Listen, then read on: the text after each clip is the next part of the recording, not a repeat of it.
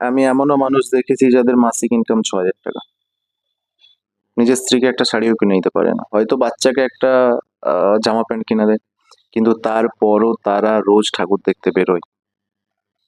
খিদা পেলে রাস্তায় কেএফসি বা ডমিনোজে না, রাস্তার ধারে বসে থাকে কোনো গুমটি থেকে ডিম টোস্ট কিনে খায়, তারপরও তারা হাসি মুখে রোজ ঠাকুর দেখতে বেরোয়। তাহলে পুজো মানে আমার কাছে টাকা নেই, আমি শপিং করতে পারি না, আমার কাছে এই নেই, আমার কাছে বাইক নেই, গাড়ি নেই, আমি কি করে বেরোবো? না, এটা কখনোই এর মানে পুজো হতে পারে না। পুজো সবার, যার গাড়ি আছে তারও, যার গাড়ি নেই তারও, যে শপিং করেছে তারও, যে শপিং করেনি তারও, পুজো সবার।